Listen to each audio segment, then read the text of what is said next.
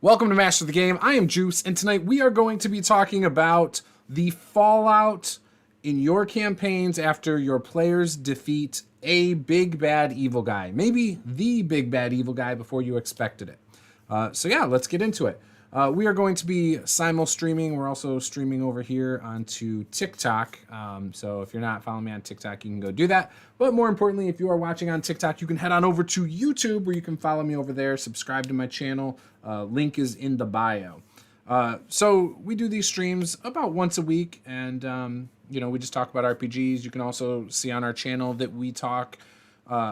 We do advice videos, tips videos. We also do live plays. We have a Rule Encyclopedia game we play every other Friday. We've got Dungeons and Dragons 5th edition. We've got Dragon Age, the tabletop RPG by Green Ronin. We've got Blue Rose this Friday. We play all sorts of games on this channel. Call of Cthulhu on Thursdays over on our Twitch. So again, if you like any of this stuff, head on over to our YouTube channel where you can check all that out. No, I am not Miami travel guy.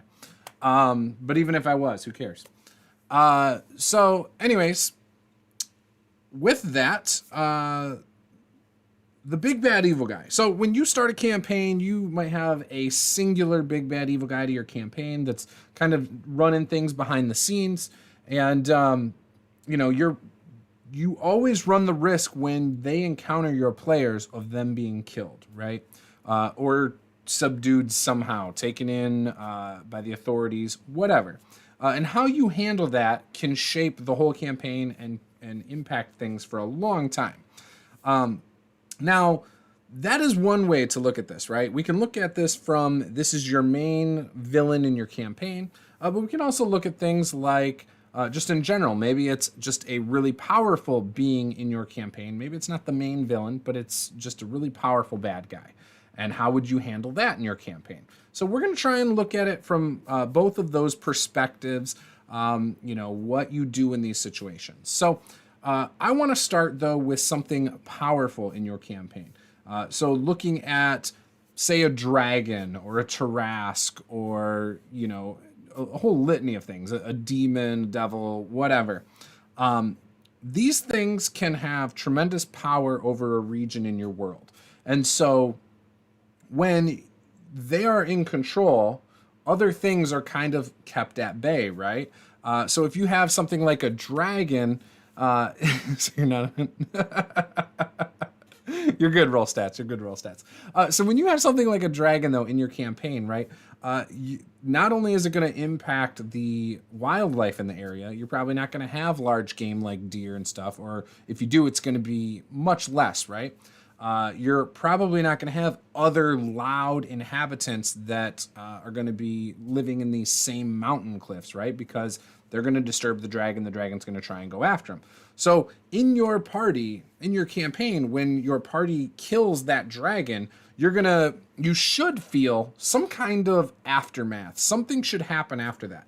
So what could happen, for example, is the mountains now become inhabited by orcs, goblins, kobolds, whatever. Could be inhabited by something else very powerful. Maybe something stronger could move into those places, right? Maybe the wildlife starts coming back into the area more frequently because there is no predator to take care of them. Maybe this is causing problems for the local towns with their crops. Maybe there's more vermin to worry about and things like that. So again, there should be some sort of aftermath. Now, I love the idea of the players taking out a big bad evil guy or taking out the dragon and something worse stepping into that position. You see this in TV shows all the time when the villain is defeated. You think, oh yes, they're able to move on now and good things can come of this, right? And peace is restored. But there's always something worse. Game of Thrones had something like that with Joffrey, and it got worse. You see it in things like Gotham and Batman and things like that. There's always a worse villain, So again, I like to see this done in RPGs too. Again, the dragon is a great example. Tarrasque, something that's a world breaker. Again, huge ramifications if you get rid of that thing, right? Now, maybe not a Tarrasque because it's always sleeping except for like the 10 minutes it's alive to be killed. But, beholders, mind flayers, these things should drastically change those parts of your world. And so it's going to make you adapt on the fly with your prep, right? Maybe you didn't expect the party to kill it. And if they did, great, run with it, roll with it. But then try to think, all right, what can I do to either one up that? What can I do to show that there are consequences sometimes to taking out a villain or taking out a threat to the area? Maybe that dragon was requiring the local town to pay some gold here and there, but it wasn't, actually doing harm to the city. Well, now that the dragon's gone and it's infested by a hobgoblin army, maybe that hobgoblin army is raiding the town, and you are seeing casualties thanks to this. And when people go out and hunt or log or whatever, their lives are being taken by these hobgoblins. Now, they're not having to pay over a lot of money, but now they're losing their lives. Like, that's probably more drastic, right? So you can do these things. And honestly, especially if you're talking about like Dungeons and Dragons 5th edition, a hobgoblin army, in my opinion, can wreak way more havoc on an area, on a campaign, than a single dragon. One, they can outnumber the party, and we all know how important the action economy is in 5th edition, right? So again, you can do that. Kobolds, while they're not really that strong and mighty, they can set traps really well. You also don't have to go by the stat blocks in the books. Maybe there's some arcane spellcaster kobolds now that are ruling over the area. And yeah, they have little minion kobolds that are a little one hit, and done kind of thing. But they also still have spells and traps that they can still do some pretty gruesome things to your party. And I think that's fun. Maybe in killing the dragon, there is a wizard that took over, a mad wizard that wanted to go in and took what was left of the horde because your party couldn't carry the whole treasure hoard out. Maybe now the region is fought over by two kingdoms who now want to claim that land because it's valuable, because in those mines there's a really precious metal, metal ore in there, something like that. Again, you should feel the effects of slaying something so great in your campaigns, in my opinion. If now shifting focus, you kind of got my idea there. So shifting focus to when it's your main villain in the campaign. A lot of times you are told by people, oh, you shouldn't let your party interact with the villain early in a campaign. They should only interact with the main villain through henchmen or through word of mouth and things like that. Well, sometimes, while that's fun and all, sometimes letting the party see how powerful your villain is can also set a tone for the rest of the campaign. And I actually think it's really cool, again, to let the villain slap the party down early in a campaign. Just leave them for dead. Not actually like try to kill them. Like once they're down, it's just like, you're not worth my time, and walks off. I love that idea because there is nothing that tells your players not to run in swords blazing all the time than getting their butts handed to them, right? 5th edition, and I'm not a big fan of death saves in 5th edition.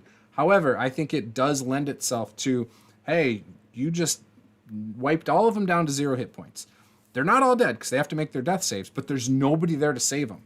Like at this point, it's all up to die rolls as to who's going to make it, right? And the villain just leaves them there to bleed out and just walks away. Because even if they make their saves, they're still there down for 1d4 hours unconscious. So again, the mechanics of it lend itself perfect for introducing a powerful villain whenever you feel like in the campaign, just to smack your party around and set a tone, right? So you can do that. Now, if your party outthinks the villain, comes up with some ingenious plan to trap the villain or kill the villain, early in your campaign, you can do a few things with that, right? Maybe it wasn't really the villain. Maybe it was some kind of illusion or magical construct. Like there's so many ways you can adjust it, right? Maybe, yeah, he was the big bad evil villain, but he was answering to someone better, someone stronger, someone more powerful, someone who now knows that their main general was taken out. So now the party could be hunted, and maybe they send out weaker guys to go and attack the that party now, and things like that. So again, react to how things happen in your game. But if they just defeat your villain early on, that's okay. Let them be heroic. They're playing a tabletop RPG to be heroic. So yeah, that's what I would do. Now, it's perfectly normal as a DM to be like, well, that throws out this and this and this, but I don't think you should throw out your prep. Just reflavor it. Reflavor it all, Change what needs to be changed and still run with what you have. If you wanted that villain to do something in the background a few sessions from now, they can still do that.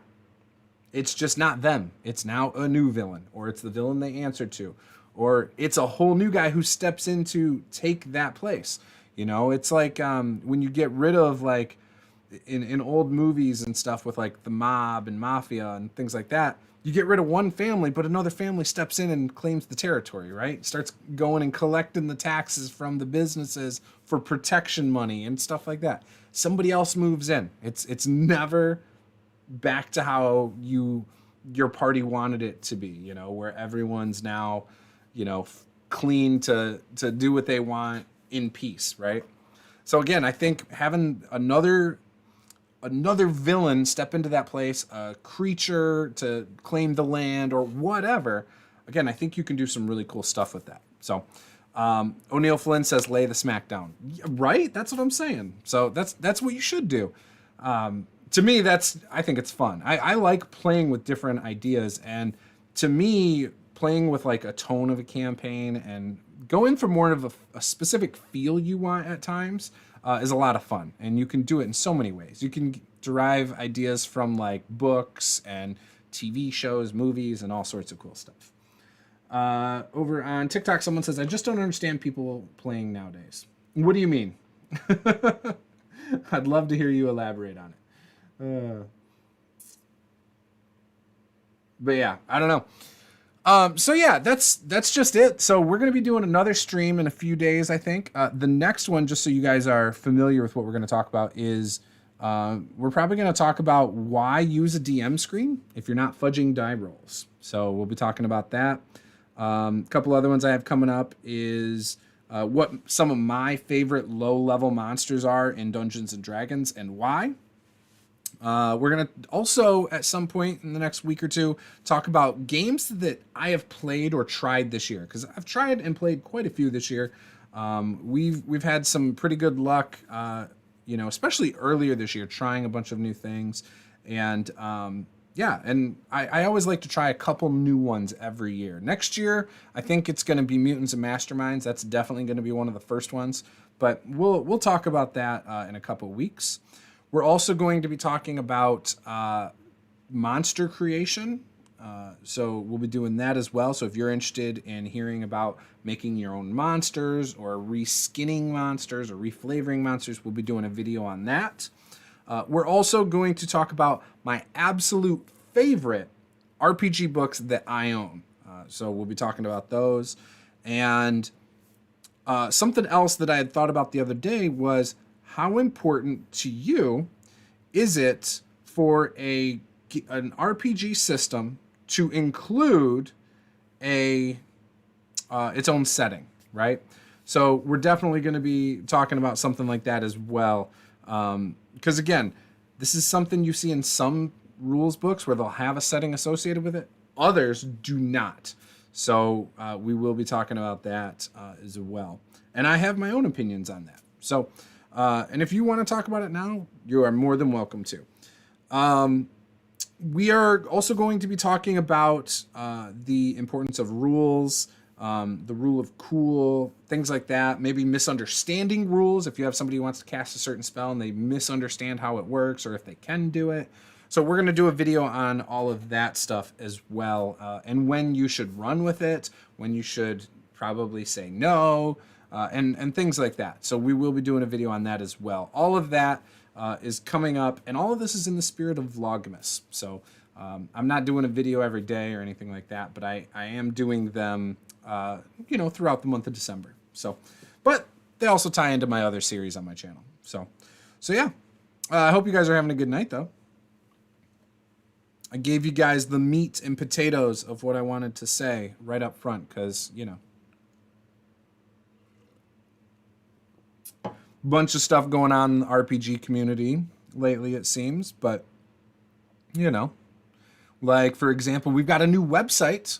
You can head on over to masterthegamerpg.com. We've revamped the whole website. It's a lot cleaner. Had some excellent help from my buddy Roll Stats with some of the decisions in of all of the layout, the color stuff. So I'm really excited about it. We've got some awesome stuff. All my resources are compiled in a nice clean area. We've got a content section, you know, and at the bottom of the homepage, if you guys want to sign up for our newsletter, we'll give you updates on when we post new resources over on the website as well. So you can sign up for that newsletter now. Don't worry, you won't get an email every single day. You just get updates every once in a while with some of the new things going on and the new stuff up on the website. So yeah, and possibly some videos we've done. Maybe like a little recap of the last few videos every once in a while. So yeah, with that, I think I'm going to end it there. I know this was a short one tonight. I hope you guys, again, are having a great time. We've got some videos in the works. We've got some buyer's guides coming for you guys for some specific game systems that I'm excited to share my thoughts about what you should buy for specific games, whether you're a beginner or whether you've been really into that system for a long time. So we will have those up hopefully in the next week or so. And yeah, this was Master the Game. I am Juice. Game on.